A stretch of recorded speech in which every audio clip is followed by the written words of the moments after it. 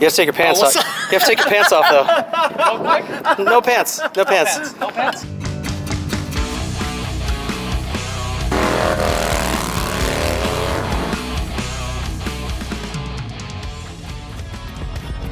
No pants. Just chonies. Into the sunset.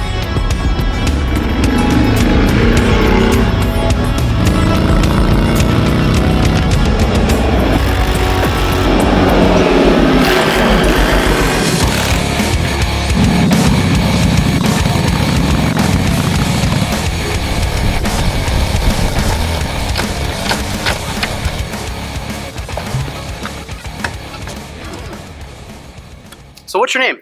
Chris Jaure. How do you pronounce the last name? Jaure, just like a jar. Jaure. Okay. With an E at the end. And where are you from? San Bernardino, California. Lived there your whole life? Basically my whole life. Now living downtown LA. What took you to downtown LA? Just, I like being around. Great motorcycle touring? Yeah. I like terrorizing my neighbors. Cool. So what inspired you to get this bike? I mean, you know what? I always wanted something that wouldn't break down other than my old Harley. And there was always one problem after another. And I wanted something really dependent. And after doing some research, came across the Honda Shadow, heard multiple things from people. They could basically just be beaten down to shit with that one problem. Yeah, I've run into a few problems, but just very minor problems. small stuff. Yeah. How long did it take to put this bike together? Actually, this bike has literally been in the works for several years. I've always changed it after one thing to another, to the paint, to making it to a hardtail, to a suicide clutch now. It's just, this bike has literally just been formed and shaped over many years now. Cool. Why did you pick that color of paint?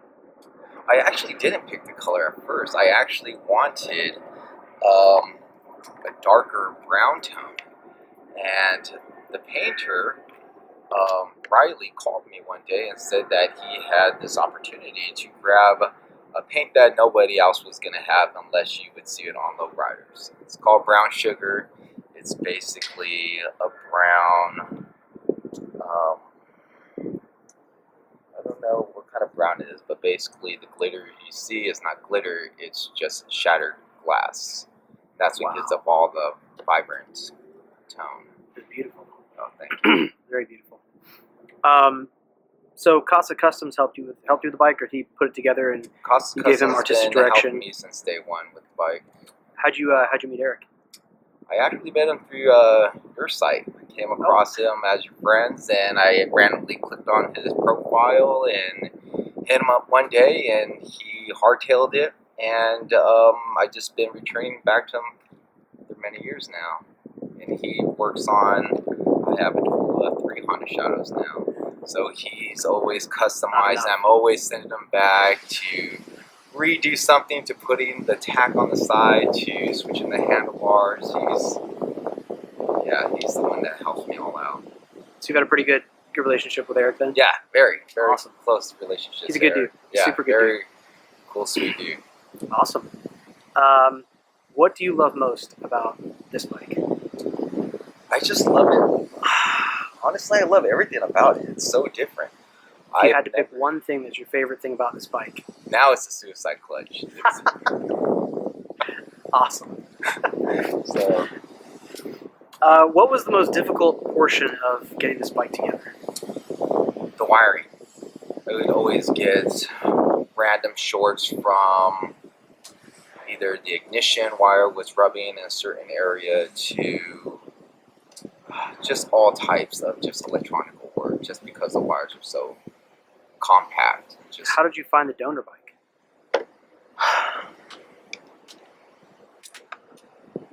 The donor bike or the fake oil tank? The bike itself. Like when did you find the bike originally, or did someone else hunt it down? I was trying to buy a used one at first, And everybody that I kept on hitting up saying, oh, I was the second, I was the third owner, I don't know how many miles it has on it because I took off the tag. And I wanted my first Honda Shadow experience to be good and not turn out to, yeah, basically shit. Have so many problems after another. I actually bought it from R&B Auto Center in Montana. And it was a 2006 Honda Shadow, and I bought it. I felt like I got raped for it, but I knew exactly the miles were on it. Some old man traded in for a pickup truck. So I actually bought the bike back in 2008, I want to say, for about $6,000. And I bought the bike, and I literally just threw it in my parents' garage for 2 years because I was just so busy with work.